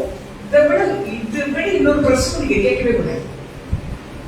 இந்த ஒரு பிரசங்கத்தை திருப்பி பிராக்டிஸ் பண்ணுங்க. வீட்டுல சொல்லிக்கிட்டே இருக்க, பதிலே தான் பேச வேண்டும். முட்டு போட்டு கதறிக்கிட்டு, ஆண்டவரே என்னை பாரும், என் குடும்பத்தை பாரும், நான் படுகிற பாட்டை பாரும், என்னை யாரும் விசாரிக்கவில்லை, என்னை வந்து பார்க்கவில்லை. நான் யாரதான் வந்து பார்த்துருக்கேன், நான் யாராவது வந்து பார்த்துருக்கேன். ஒரு சில வீட்டுக்கு குழந்தை கிடையாது. நான் வரணும்னு நினைக்காதுங்க, நான் உங்களை விசாரிக்கணும்னு நினைக்காதுங்க. ஏன்னா அவர் உங்களை விசாரிக்கிறார். அந்த தைரியம் வந்து நீங்க சொல்லணும், நான் போய் விசாரிக்க வேண்டும். சும்மா அப்படி மூக்கான அழுதுகிட்டு இல்லை, நான் எழுதி நிற்க வேண்டும். எனக்கு கொடுக்கறதுக்கு யாருமே நான் கொடுக்கணும். எந்த நேரமும் உங்க உள்ளத்துல என்ன தர வரும், எதை கொடுக்கலாம், எதை அள்ளி யாருக்கு கொடுக்கலாம், எந்த இடத்துல விதைக்கலாம், கர்த்தர் சொல்ற இடத்துக்கு கொடுக்கலாம். அப்படி ஒரு உற்சாகம் வர வேண்டும். ஏனென்றால் பதிலை பெற்ற ஜாதி நாம். அப்போ அந்த சந்ததி நாம். அப்ப இது போகணும் நம்மளை விட்டு. அது இருப்பாங்க எப்பயுமே இந்த பரம்பரையா குடும்பமா சந்ததியா வந்து சில சுபாவம் இருப்பாங்க. குறை சொல்லிட்டே இருக்க சுபாவம். அதையும் சேர்ந்து காசிப்பையும் குறை சொல்றதையும் மரியாதையா நிப்பாட்டிருக்கு. நான் வந்து இந்த லைவ்ல கேட்கறவங்களுக்கு மரியாதைங்கிற பேர் கிடையாது. உங்களுக்கு நான் சொல்றேன், லைவ் கேட்டு நீங்க கேட்டுருக்கீங்க, இதை பார்த்து தயவு செய்து இதுதான் கடைசியா இருக்கணும். அதுக்காக நீங்க யாரும் குறை சொல்லிக்க கிடையாது. இன்னைய பிரசவம் அதுதான். காசிப் இருக்க கூடாது. இப்ப நான் 4-5 நாள் சிலரோட கூடவே இருந்தோம்ல, டே நைட் நாங்க ஒன்னாவே இருந்தோம். இங்க இருக்கும்போது வரோம் போறோம். நிறைவேற்றும் போது நான் இன்னொரு கத்துக்கிட்டேன் என்னன்னா, சிலர் உடனே ஜட்ஜ் பண்ணி உட்காந்துட்டீங்களா. எனக்கு அதுல ஒண்ணு ராஜேஷோட ஒரு பிரச்சனை உண்டாச்சு. என்னன்னா, கட்டில் எங்க வீட்டுல இருந்து கட்டில் கொண்டு போகணும். கட்டில் பழக நான் எங்க வீட்டுல இருக்க கட்டில் பழக எனக்கு தெரியாதா? ராஜேஷ் சொல்லி இல்ல இதை அதுக்கு போடு. நான் சொன்னேன் இல்ல கட்டில் இல்ல அதுக்கு போடு. நான் வெட்டியை தூக்கி காட்டு அதுக்கு பழக போடுற மெத்தை கிடையாது. இல்ல இதுதான் போடுறது. இதே என் பிள்ளைகள் சொல்லிட்டாங்க, நான் அடி வாங்கிருக்கேன். நான் சொன்னேன் ராஜேஷ் பேசாம இருக்கேன். தெரியாம ஒரு நாள் வாயிலிருந்து வெளியே வார்த்தையை கொண்டு வர வேண்டாம். தெரிஞ்சா மட்டும் 100% தெரிஞ்சா மட்டும் வெளியே கொண்டு வாருங்கள். உங்கள் வாயிலிருந்து கெட்ட வார்த்தைகளை புறப்பட வேண்டாம். எடுத்து வாசிங்க இருப்பாங்களே எபேசியர் சொல்றாரு, இதுவும் கெட்ட வார்த்தை தான். ஏன்னா நான் வரதுக்கு முதல்ல தான் அந்த கட்டுப்பாடுகளை போட்டப்ப எனக்கு சிரிப்பு வந்தது. சிறுதல் கொடுத்த இடத்துல கெட்ட வார்த்தை ஒன்றும் உங்கள் வாயிலிருந்து புறப்பட வேண்டாம். பக்தி விருத்திக்கு ஏதுவான நல்ல வார்த்தை உண்டானால் நல்ல வார்த்தை உண்டானா இருந்தா சொல்ல பக்கத்துல இருந்து இருந்தா பேசு சொல்லு. அதேதான் வார்த்தை, நல்ல வார்த்தை இருந்தா பேசு. இது எப்படி தெரியுமா உங்களுக்கு பழகுறேன்னா, சிலர் இருக்கிறாங்க நான் பார்த்துக்கிறேன், சுட சுட சோறு ஒரு நாள் பிச்சுக்காங்க கொடுக்க மாட்டாங்க. பார்த்துட்டீங்களா? சோற கொடுக்கவே மாட்டாங்க. வீட்டுல இருக்கிறதுலே பழசு இருக்கு பாருங்க, அதெல்லாம் கொடுப்பாங்க. அவனுக்கு கொஞ்சம் சூடா சோறு கொடுத்துட்டு செத்தா போயிருக்கும். அதான் கேட்ட வார்த்தைங்க கொடுக்கவே மாட்டாங்க. நான் சொல்றேன் நல்லது நான் சாப்பிட முடியும்னா ஏன் வாய்க்கும் என் வயிறுக்கும் ஒத்து போகுதுன்னு அதை தான் பிச்சுக்காங்க கொடுத்தேன். ஒரு நான் சொல்றேன் கெட்ட கொடுக்க ஆரம்பிச்சோம். சிலருக்கு அழுகிறது கெட்டது இல்லை, பழசு கொடுக்க வேணாம்னு சொல்றேன்.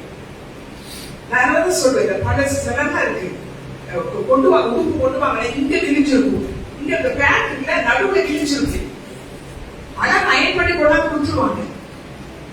இங்க மட்டும் இல்லங்க, ஒரு நாள் லண்டன்ல இருக்கு, இது கொண்டு போய் கொடுங்க. நாங்க கரெக்ட் பக்கம் நடுவுல கார் வெடிச்சு கிழிச்சிருக்கு. நான் சொன்னேன் இங்க யாரும் கொடுத்த மாட்டாங்க. ஏழைகள் உள்ளவரை கிழிச்சதை கொடுத்துவாங்க. நோ நோ, நீங்க என்ன நினைச்சிட்டு இருக்கிறாங்கன்னா, உன்னை போல் பிறனை நேசி. எப்படி நேசிக்கணும்?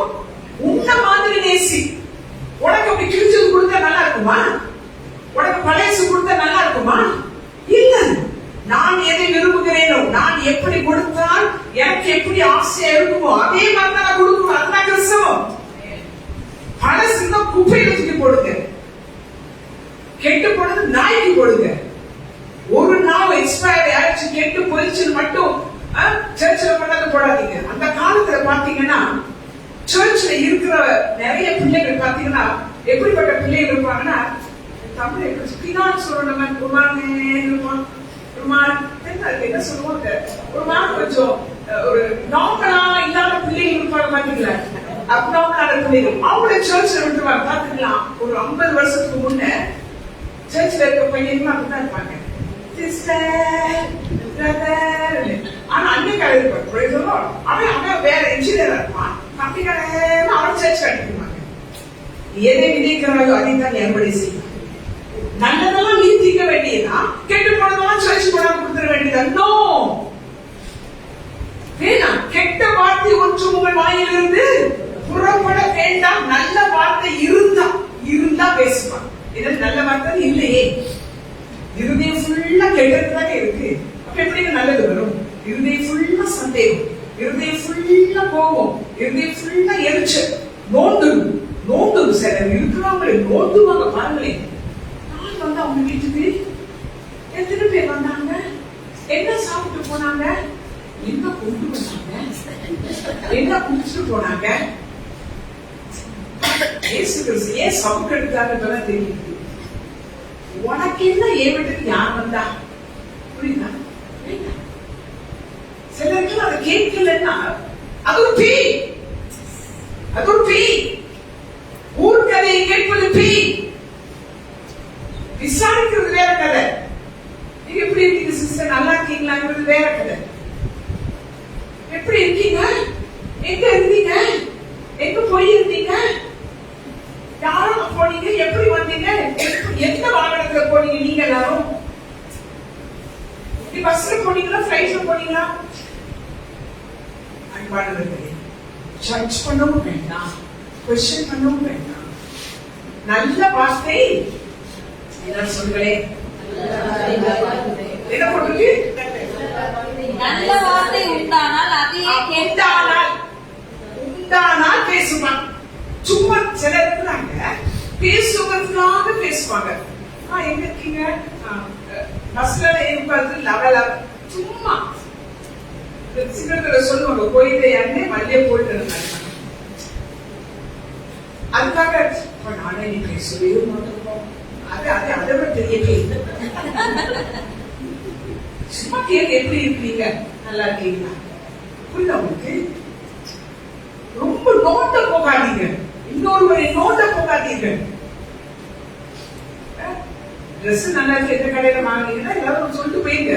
எங்க வாங்கினீங்க, நீங்க இங்க வாங்கினீங்க, நீங்க அங்க இது பெரிய கதை சொல்லுவாங்க. இப்ப கலப்பி கொண்டு மாத்தவா முடியும்? சில வார்த்தைகள் தேவையில்லாதது, அனாவசியமான அத்தியாவசியமான வார்த்தை இருந்தால் பேசுங்க, இல்லைன்னா பேசாதீங்க. ஏன்னா நான் கூட அப்படிதான், நானும் பழகிட்டு தான் இருக்கிறேன். டக்குன்னு என்ன செஞ்சுருவேன், உடனே மைண்ட் என்ன செஞ்சிரும்னா, அவங்க வரலன்னா அவங்க வரலன்னு உடனேயே இங்க டைப் அடிச்சிடும்.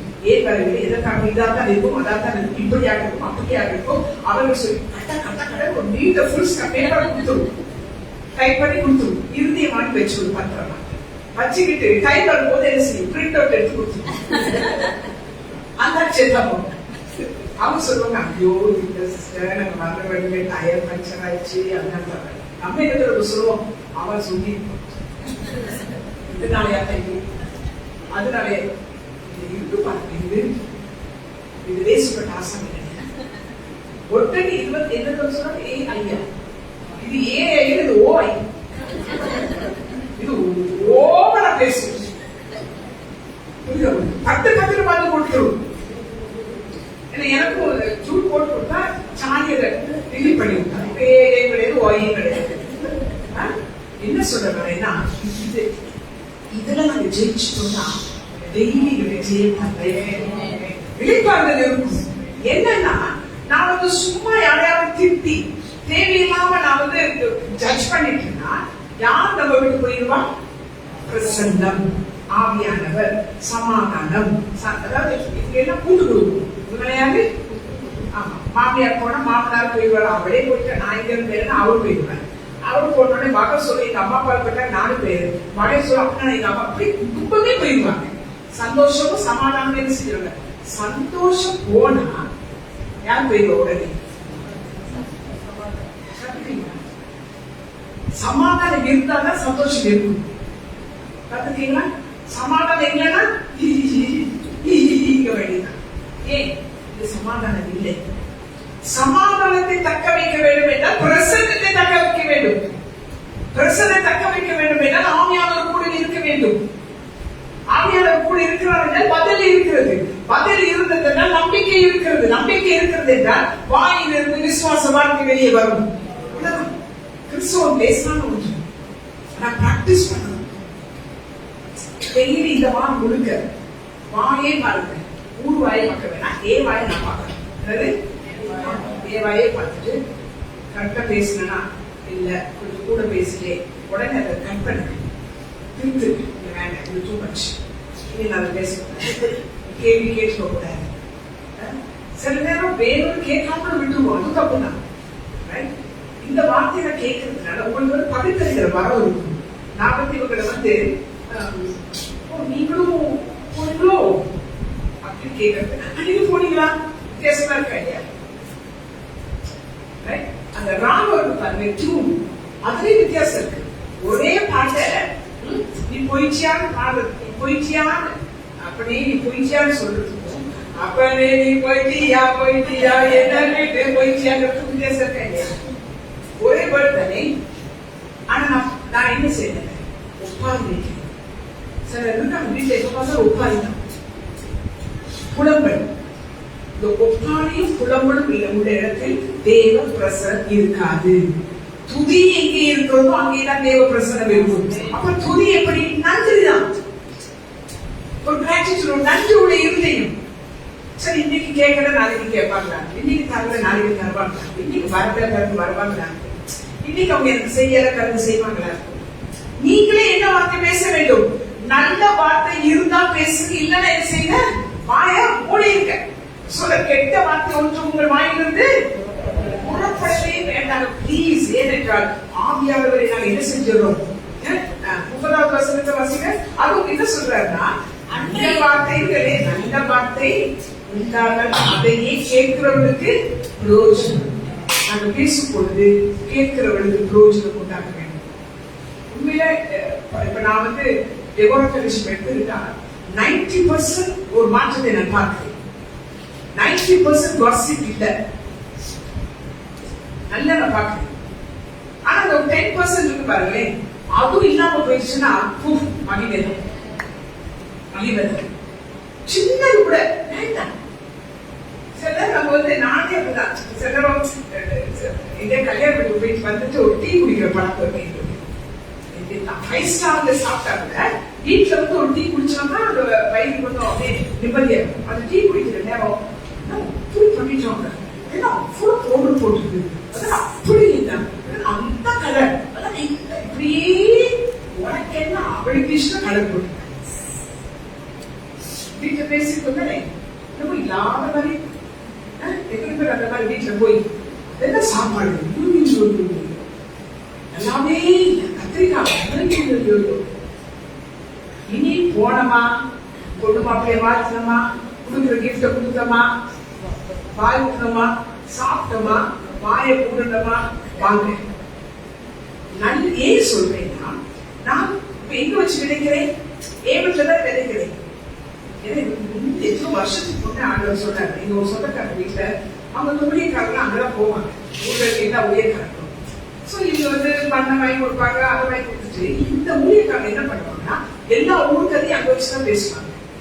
அப்பதான் ஆவியானவர் சொன்னாரு, இவங்க இவ்வளவு இந்த மாதிரி நிலையில இருக்கிறதுக்கு காரணம் இவங்க தன்னுடைய வீட்டை விசுவாசிக்க இடம் கொடுத்துட்டாங்க. ஏன்னா அந்த வீட்டுல வந்து என்ன பேசுறாங்க, அந்த விசுவாசத்தை அந்த ஊழியக்காரங்க சொல்லி சொல்லி ஐயோ எனக்கு தெரிஞ்ச அளவுக்கு நான் வந்து ஒரு ஆண வரத்தே இல்ல மாட்டாங்கன்னு சொல்லுவோம். வாய் வாய் தப்பி பற்றி ஒரு இது சொன்னது உங்க வீட்டுல உங்க போன் வழியாக இன்னொருத்தருடைய தேவையில்லாத கதை. ஈவன் சில நேரம் பாத்தீங்கன்னா நியூஸ் கூட மறந்து கொண்டதே இவங்க சொல்லியிருப்பாங்க இப்படி அப்படி. நான் நிறைய பேர் என்ன சிலர்லாம் போவாங்க, ஏன்னா அவங்க சொல்லுவாங்க கேட்கலாம் உங்களுக்கு தெரியுமா, தெரியாம பேசாதீங்க. யாரும் ரோட்ல சொல்லியிருப்பாங்க இடி விழுந்துருச்சான்னு, அது வேற ஏதோ ஒரு கதைய சூஸ் பண்ணி அவங்க சொல்லியிருப்பாங்க. இவங்க உடனே அங்க இடி விழுந்தது மட்டும் இடியே விழுந்திருக்காங்க. சோ நல்ல நல்ல சொல்றாரு, கண்ணால் காண்பது போய் காதால் கேட்பது தீர விசாரித்து அறிவு. இனி பேய்க்கு இடம் கொடுக்க, இந்த ஆன்மீக தேவன் மகிமையான காரியத்தை என்னை உங்களை போட்டு செய்ய போகிறார். எங்களுக்குள்ளே அவர் இறங்கி வெளிப்பட போகிறார். எப்படி அவருடைய வஸ்திரத்தை தொட்ட பொழுது வல்லமை வெளிப்பட்டதல்லவா, அதே போல என்னையும் உங்களை தொடும் பொழுது வல்லமை வெளிப்படும். எங்களுக்குள்ள என்ன இருக்கிறது? வார்த்தை இருக்கிறது எங்களுக்குள்ளே. நாங்கள் வார்த்தை எடுத்து புசித்துக் கொண்டே இருக்கிறோம், நாங்கள் தியானித்துக் கொண்டே இருக்கிறோம். எங்களுக்குள்ள என்ன இருக்கிறது? வார்த்தை இருக்கிறது. முடிந்தால் வார்த்தையை பேசுவோம். கர்த்தர் பார்த்துக் கொள்வார், கர்த்தர் செய்வார், கர்த்தர் வழக்காடுவார். அவன் சுகமாவான், அவனுக்கு ஒரு விடுதலை கொடுப்பார், அவனுக்கு நிச்சயம் ஒரு ஐஸ்வர்யம் வரும், பிள்ளை காப்போம். என்ன போறா எல்லாம் ஜோசியர் மாதிரி, கிளி ஜோசியர் மாதிரி இவங்களே கதை சொல்லிடுவாங்க. இது ரொம்ப கவனமாக இருக்க வேண்டும். அடுத்ததாக கடைசியாக நாங்கள் பார்க்க போறோம் என்னன்னா, அதாவது 29 வாசிக்கமா, அதே கலாய்க்கு 3:19 வாசிச்சோம். இப்ப 29 வாசிங்க. 3:29. நீங்கள் கிறிஸ்துவின் உடையவர்களாயினால் ஆபிரகாமின் சந்ததியாரையும் வாக்கு தத்துவத்தின் படியே சுதந்திரராயும் இருக்கிறீர்கள். அல்லது கிறிஸ்துவின் சந்ததி வரும்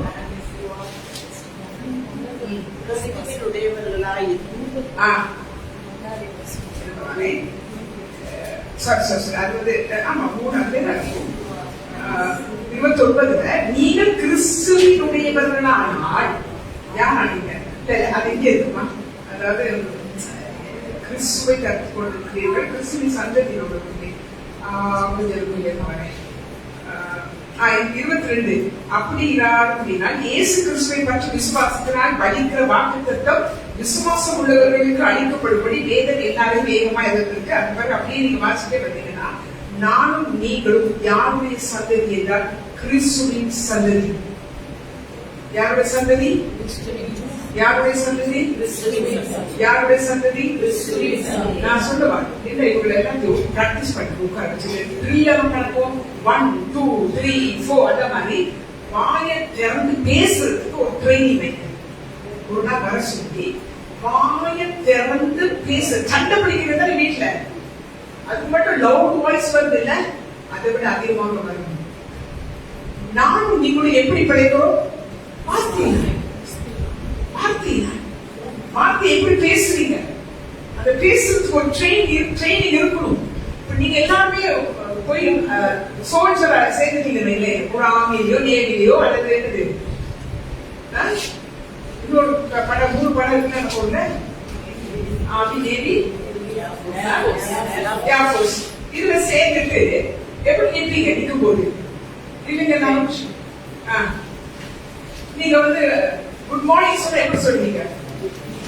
எப்படி சொல்லுவீங்க? குட் மார்னிங் சொல்லுங்க. குட் மார்னிங் வாயில சொல்லுங்க. Good morning. தனியா சிஸ்டர் சொல்லுங்க. Good morning. நீங்க குட் மார்னிங். நீங்க good morning. Good morning. Good morning. Good morning. Good morning. நீ சொல்லுங்க.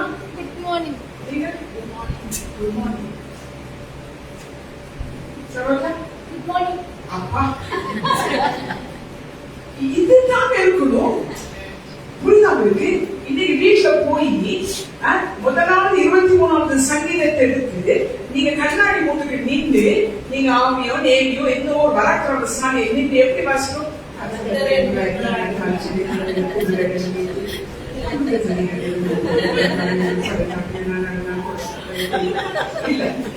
கண்ணாடி முன்னுக்கு பைபிளை எடுத்துக்கிட்டு எப்படி சொல்லுவோம்?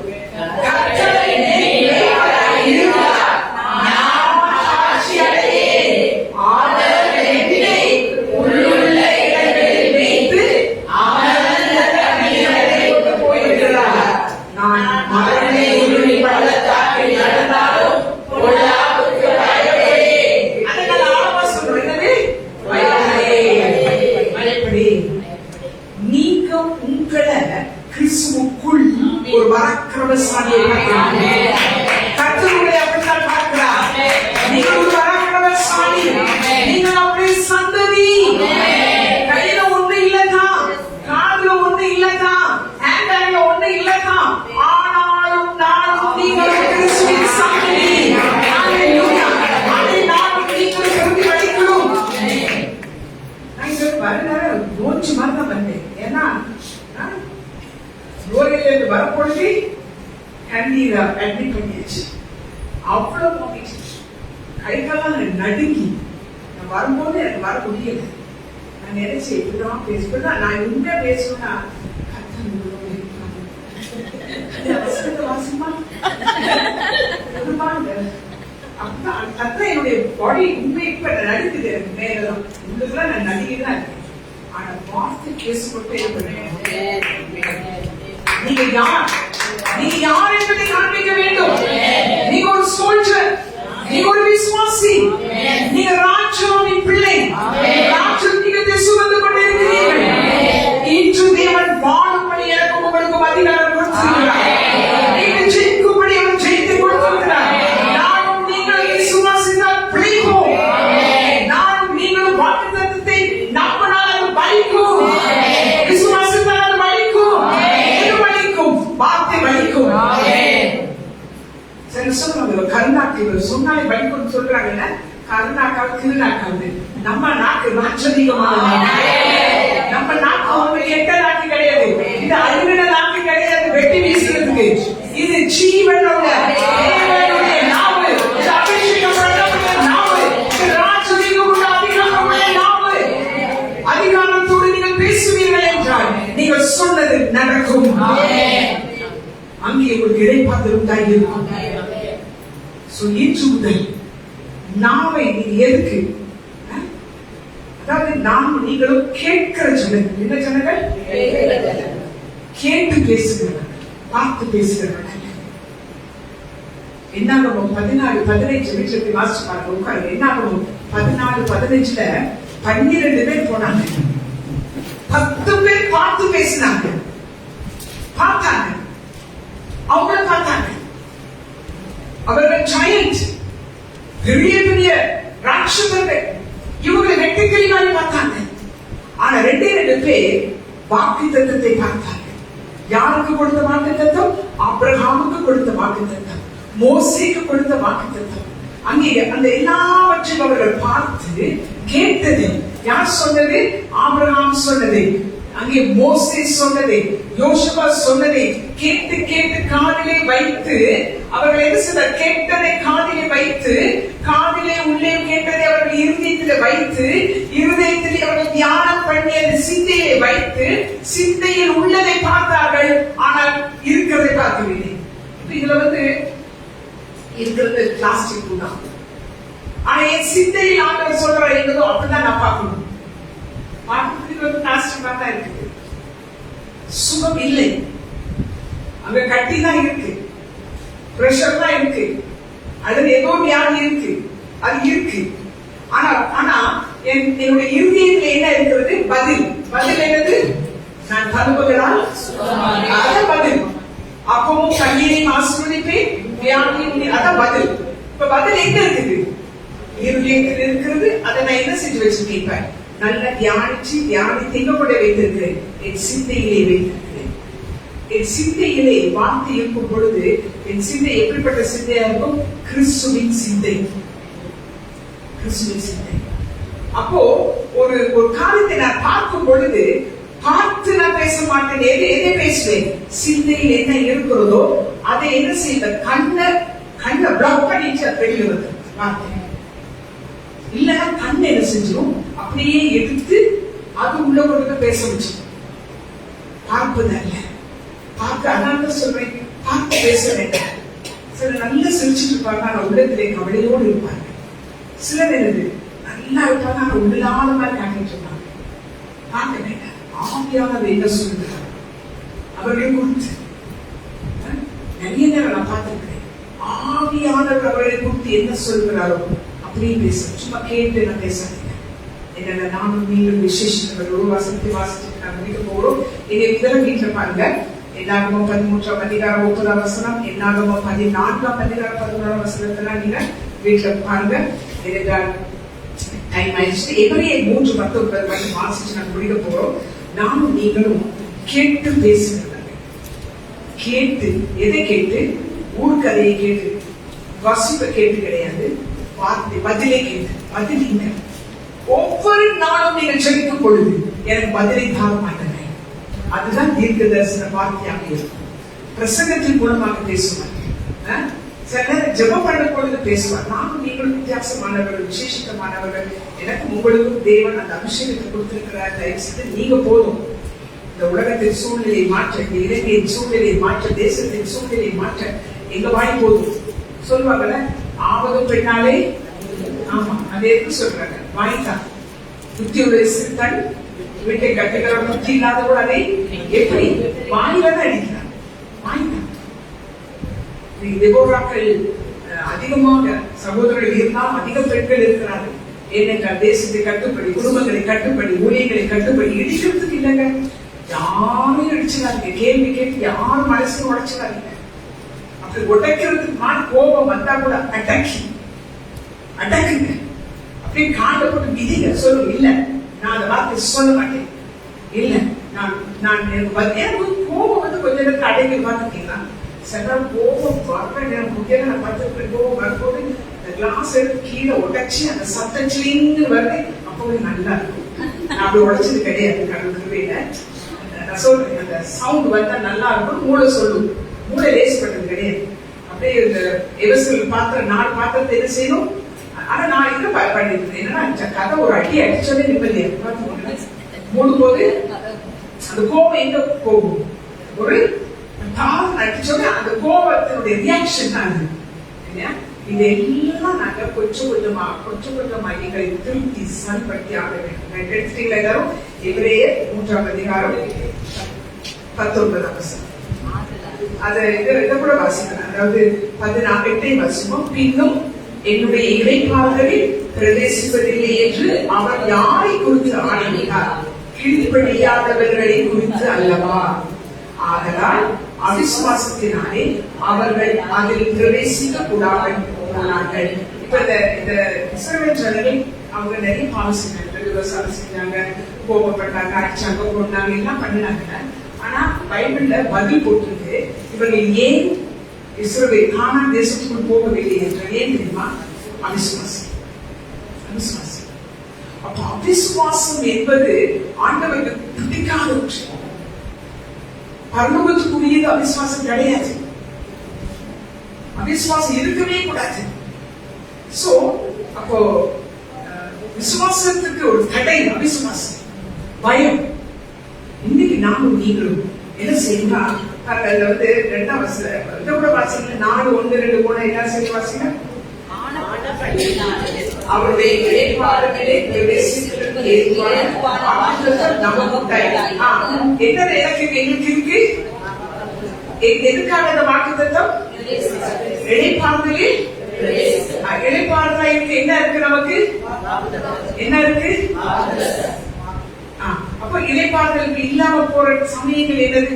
இளைப்பாறுதலே இல்ல, பிள்ளையை நினைச்சா, வீட்டு வாடகை நினைச்சா, வேற என்ன சொல்லுங்களேன், மனைவியை நினைச்சா, புருஷனை நினைச்சா, இதெல்லாம் இளைப்பாறுதல் இல்லாம போகுது. வருமானத்தை நினைச்சா, இல்ல எதிர்காலத்தை நினைச்ச இளைப்பாறு அற்று போகுது தானே. ஆமா, என்ன சொல்றாருன்னா, அவருடைய இளைப்பாறுதலில் பிரவேசிப்பதற்கு ஏதுவான வாக்குத்தத்தம் உண்டு. இப்ப என்ன செய்யணும்னா, இன்னைக்கு போய் ஏற்கனவே உங்களுக்கு வந்து பவர் ஆஃப் ப்ரொக்ளமேஷன் ஒரு புக்கு கொடுத்துருக்கேன். எத்தனை பேர் அதை எடுத்து வாசிக்கிறீங்களோ எனக்கு தெரியாது. டெய்லி அதுதான் பதில். அதை எடுத்து அதுல உங்களோட பதில தனியாக எழுதுங்க. ஒரு புக்கை தெரிஞ்சுக்கணும். நாங்க எழுதி கொடுத்தது வந்து உங்களுக்கு ஒரு பிராக்டிக்கலா படம் எடுத்துருக்கேன். நீங்க தான் எழுதுங்க. எழுதி அதை நீங்க சொல்லுங்க. அதுதான் இளைப்பாறுதல். ஒரு பிரச்சனை வந்துருச்சுன்னா அந்த பிரச்சனையை பேசாதீங்க. தேவன் தம்முடைய ஐஸ்வர்யத்தின்படி எங்கள் குறைவெல்லாம் மகிமையை நிறைவாக்குவார். நினைக்காது. அதை நீங்க நம்பணும், அதை நீங்க விசுவாசிக்கணும், அதை நீங்க அறிக்கை செய்யணும். இந்த பாசிட்டிவ் கன்ஃபெஷன், நெகட்டிவ் இதெல்லாம் வேண்டாம். இது கிறிஸ்தவ பைபிள்ல கிடையாது. பைபிள் அப்போ ஒன்றே கிடையாது. பைபிள் என்னது? பைபிள் விசுவாச அறிக்கை. விசுவாச அறிக்கை என்னது? விசுவாசம் எப்படி வருகிறது? எதை கேட்பதினாலே? வார்த்தை கேட்பதினாலே. நீங்களே ஒண்ணு எடுத்து சொல்லிட்டு நான் நன்றாய் இருப்பேன், நான் சுகமாய் இருப்பேன், மூளை கேட்கும். ஆவி கேட்கணும்னா இந்த வார்த்தைக்கு ஆவி கேட்கும். அதனால இந்த மத்தவங்கள மாதிரி சும்மா நான் நன்றாய் இருப்பேன், காலையில் எழுபது உடனே 10 வார்த்தை சொல்லிட்டு போறோம். வார்த்தையை எடுத்து திருட எடுக்கிறது காத்துல வந்து பேச. ஓகே, ஆனபடினால் இளைப்பாறுதலில் பிரவேசிப்பதற்கு ஏதுவான வாக்குத்தத்தம் உண்டாயிருக்க உங்களில் ஒருவர் அதை அடையாமல் பின்வாங்கி போவானாக காரணத்தாக்கி ஏனெனில் சுவிசேஷம் அவர்களுக்கு அறிவிக்கப்பட்டது போல நமக்கும் அறிவிக்கப்பட்டது. கேட்டவர்கள் விசுவாசத்தினால் கேட்டபடியால் அவர்கள் கேட்ட வசனம் அவர்களுக்கு விரோதிக்கப்படவில்லை. விசுவாசித்தவர்களாகிய நாமும் அந்த இளைப்பாறுதலில் பிரவேசிக்கிறோம். இப்ப புரியுதா? வசனத்தை கேட்கிறோம், ஆனா என்ன செய்யுது? சங்க கேட்கறது.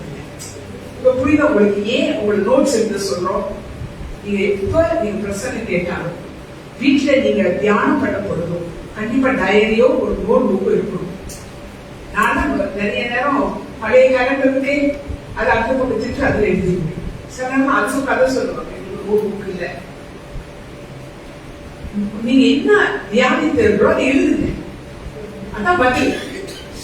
பதில் அதை அப்படி நம்புங்க, அதை அப்படியே விசுவாசி. பாருங்க, நமக்கு வந்து ஆண்டவர் வந்து 15ஆம் திகதிங்கிறது தெளிவா சொன்னார். 15ஆம் திகதி நுகரேந்தியில இருக்க ஜெப வீட்டுல ஒரு பகுதியை பிரதிஷ்டை பண்ணணும். ஆனா அது சொல்ற நாட்கள்ல எங்களுக்கு அதை செஞ்சு முடிக்கலாங்கிற நம்பிக்கை இல்லை. நம்பிக்கை இல்லதான். ஆனாலும் விசுவாசிக்கணும். அதுக்காக எல்லாம் பிளான் பண்ணணும். எல்லாம் பண்ணி பண்ணி பண்ணி போகும் பொழுது அருமையாக அழகாக அந்த அந்த இடத்தை பிரதிஷ்டை பண்ண தேவன் கிருபை கொடுத்தாங்க. எல்லாருக்கும் கண்காணி அந்த நேரம் நான் வந்து இந்த 14 பின்னாடி போய் மேல பார்த்து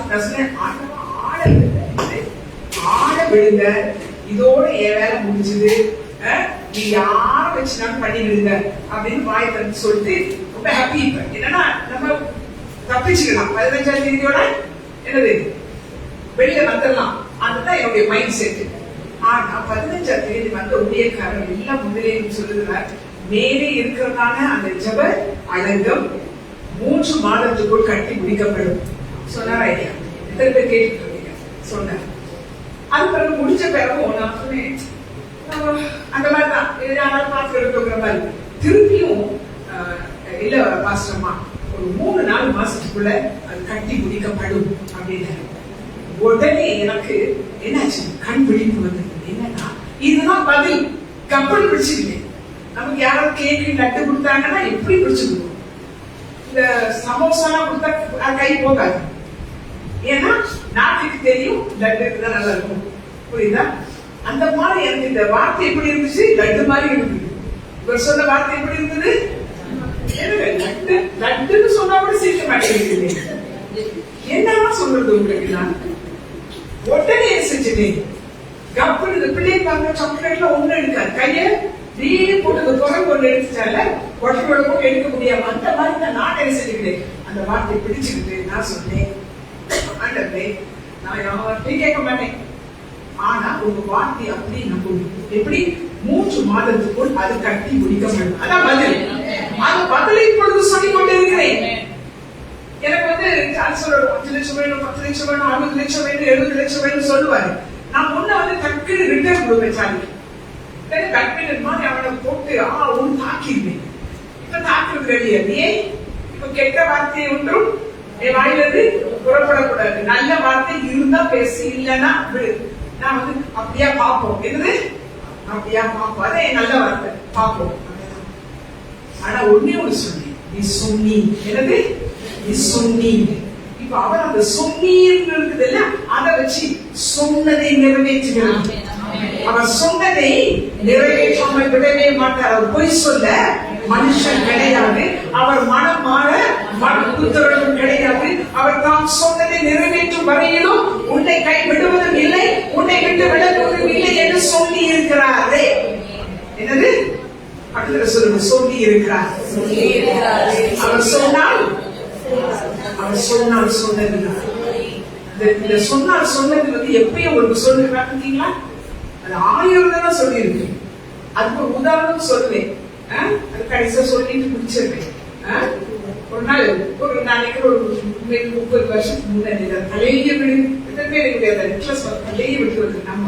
அப்ப ஸ்கூல் முடிச்சு பார்த்து 2 பேருமே ஒரு பழக்கம் இருக்கு. சாலி பிராயம் என்ன பண்ணுவாங்கன்னா, ஸ்கூல்ல நடந்ததெல்லாம் சொல்றதுக்கு கழுத்துல போட்டுவிடுவாங்க. கழுத்துல போட்டுட்டு சாலி என்ன பண்ணுவான்னா, ஒரு கையை இப்படி வச்சுக்கிட்டு இந்த வயிற்று வச்சு வாங்கிட்டு பொறுப்பெல்லாம் எடுக்கிறாங்க. ஏன்னா அந்த வயிறு பெருசா இருக்குங்கிறதுக்காக டெய்லி செய்வாரு. ஸ்கூல் விட்டு வந்தோடனே எடுத்துட்டு தைப்பாங்க. 30 வருஷமா அவ்வளவு எடுத்து அந்த பொண்ணு. சோ அன்னைக்கு கழுத்துல கையை போட்டு நான் 1 தடவை சொன்னா 100 தடவை சொன்ன மாதிரி அப்படின்னா நல்லா இருக்குடானே. இங்க புதன்கிழமை தான் வந்து பிரசங்கம் அங்க அங்க வச்சு சாரி சொன்னான், அவன் 1 தடவை சொன்னால் 100 தடவை சொன்ன மாதிரி சொல்லிட்டெல்லாம் போட்டு ஒரு அம்மா கூப்பிட்டு சொன்னாங்க, இது உங்க மகன் சொன்னது கிடையாது, இது ரஜினிகாந்த் ஒரு நடிகர் சொன்னது. நான் வீட்டுல போய் கேட்டா சொன்னேன், ஏன் நீங்க வீட்டு கதையெல்லாம் பிரசங்கம் பண்ணுவீங்க, வீட்டு கதை வீட்டோட வைக்க வேண்டியதானே. எனக்கா ஒரே வெக்கமா போச்சு. நம்ம பெருமையா சொன்னோம், நம்ம பிள்ளைகளை பத்தி கூட கொஞ்சம் பெருமைப்பட்டுருவோம். அப்போ நான் சொன்னேன், ஆண்டவரே நான் வேற பெருமையா அப்படி சொல்லிட்டேனே, இப்ப நான் அடுத்த வாரம் முகத்தை முடிக்கணுமே, எப்படி முகத்தை முடிக்கிறதுனா? அப்போ நான் சொன்னாரு, ரஜினிகாந்த் 1 தடவை சொன்னா 100 தடவை சொன்ன மாதிரி தான், ஆனால் நான் சொன்னால் சொன்னதுதான்.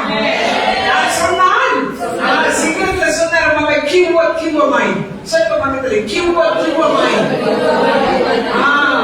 சொல்லுங்க பக்கத்துல, தேவியன் வாட்ஸ் கியூவமாய் சொன்னால் சொன்னதுதான். நான் உன்னை விட்டு விலகுவதில்லை, நான் விலக மாட்டான், நான் உன்னோடு கூட இருப்பேன், நான் கூட இருப்பான்.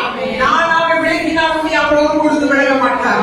எப்பொழுது ஆவியானவர் விலகிறார் என்றால் கெட்ட வார்த்தை வாயிலிருந்து வரும்பொழுது. கெட்ட வார்த்தை என்றால் என்ன? எல்லாமே கெட்ட வார்த்தை தான். அதுதான் உலகம் நெகட்டிவ் சொல்றாங்க. தவறான வார்த்தை வேண்டவே வேண்டாம்.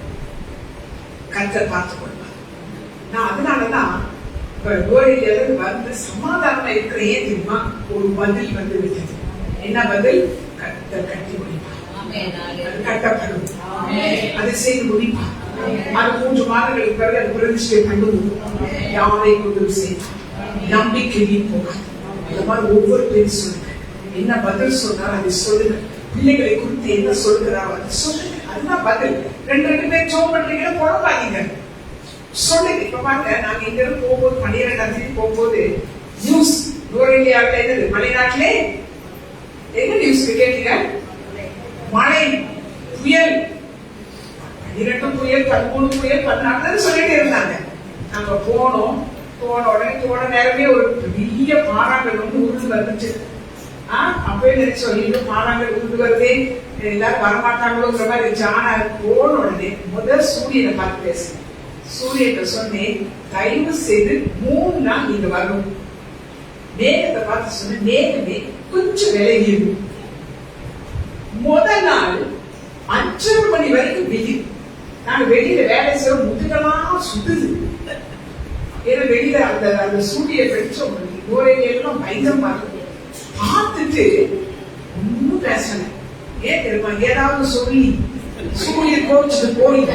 நான் சொன்னேன், நீ வந்து போ, நீ ஒண்ணும் பண்ணாரு, நீ சுடுத பரவாயில்ல. எவ்வளவு பயப்படுறது. நாளைக்கு வரமாட்டேன்னு என்ன ஆகிட்டு. அடுத்த நாள் காலையில கேட்டு திறந்த உடனே நீளமானம் தான் இருந்துச்சு. அதுக்கு அடுத்த நாள் என்ன சொன்னா, சூரியனை நான் நுரையில் இருக்கும் வரைக்கும் நீ இருந்துகிட்டே இருப்பா. ஸ்வெட்டரும் கிடையாது, ஒண்ணு கிடையாது, கழுத்து வீசியாச்சு. உண்மைதான். யாரு என்ன அனௌன்ஸ்மெண்ட்? காலநிலைக்காரர்கள் போய் சொல்லவில்லை, அவர்கள் சொன்னது உண்மைதான். ஆனால் எனக்கு உங்களுக்கு தேவன் அதிகாரம். இந்த மழையை 10 பேருக்கு போயிட்டால் அது பேருக்கும். அதனால எந்த நாளும் சூரியன் நீட்டுன்னு சொல்லிட்டோம்னா மழை பார்க்கும். இன்னும் வரவே மழை மொத்தமா வரேன்னா அது பிரச்சனை. அதனால சில நேரங்களில் தேவைப்படும் பொழுது சொல்லலாம். நானும் யோசிச்சேன், நான் மழை வா அப்படின்னா சரோஜாவுக்கு அது பிரச்சனை. ஏன்னா அதுக்கு எனக்கு சூரியன் வந்துட்டே இருக்கணும். எனக்கு எந்த நாளும் சூரியன் வந்தா தோட்டத்து பிரச்சனை, தண்ணி இல்லாம. நானும் நீங்களும் அதிகாரம் பெற்றுள்ளாங்க. ஜெபத்துல உண்டாகு, நீ வா, வராத, அதான் ஜெபம். பதிலை தான் பேச வேண்டும். எத்தனை சொல்லி கொடுத்துட்டேன். 2 பேர் சேர்ந்து ஜபிக்கிறதுல நான் இன்னும் உங்களோட இணையல. ஆனா நீங்க ஜபிக்கும் பொழுது சும்மா அதனை கொடுங்க. இயேசு கிறிஸ்துவின் நாமத்தினால் நீங்க நல்ல கனெக்ஷன் இருப்பீங்கன்னா, ஆண்டவரோட நல்ல கனெக்ஷன் இருப்பீங்கன்னா, அந்த அதிகாரத்தை எடுத்து நீங்க சொல்லலாம், உங்களுக்கு சுகம் உண்டாகும். விடுவிக்கப்படுவாய். உங்களுடைய தேவை சந்திக்கப்படும். நீங்கள் ஆரோக்கியமா இருப்பீர்கள். இந்த காரியம் நடக்கும். பதிலை பேசுங்கள். அதுதான் எதிர்பார்த்தது. ஆமென். இந்த பாடம் முழுவதும் தயவு செய்து ஒரு ட்ரெயினிங் மாயம் 2 பேர் தேவையில்லாத நான் பேசக்கூடாது. அதை ஸ்ட்ராங்கா கிட்டதான் கொண்டு வந்துட்டாலும் சோசம் இந்த மனுஷன் இப்படியே என்ன பண்றதுன்னு சொல்லாம, சரி இந்த தடவை இப்படியாச்சு, நெக்ஸ்ட் டைம் நல்லா இருக்கும் நீங்க சொல்லி பாருங்க. நெக்ஸ்ட் டைம் நல்லா இருக்கும். உங்க பிள்ளைகளை சொல்லி பாருங்க. அப்படியே இல்ல மாற்றம் உண்டாகும். நீங்க சொன்னா மாற்றம் உண்டாகும். நீங்க சொல்லுகிற வார்த்தை தான் போய் வலிக்கும். என் பிள்ளைகள் கத்துறாள், இன்னும் நான் சொல்றேனே, இன்னும் சாணியும் பிரைனும் கத்தரால் போதிக்கப்படுவார். அதுல வேற லிந்தாவை சல்மனால் சேர்த்துக்கிட்டேன். பிள்ளைகள் கத்தரால் போதிக்கப்படுவார்கள், அவருடைய சமாதானம் எனக்கு இருக்கும். அது வாய்ப்பு சொல்லணும். எனக்கோ ஒரு நாள் சொல்லிட்டேன், டெய்லி வார்த்தையை எடுத்து சொல்லிக்கொண்டே இருங்கள். ஏனென்றால் மனுஷன் அப்பத்தினால் மாற்றப்பட்ட கர்த்தருடைய வாயை புறப்படும் வார்த்தையால் கிடைக்கும். கண்களை மூடித நேரத்திலே கர்த்தரிடத்தில் சொல்லும், என் வாயை செயல்படுத்தும். கர்த்தர் நம்முடைய வாயை செயல்படுத்துகிற தேவனை இன்று ஒரு மாதத்தை கொண்டு வருவார்.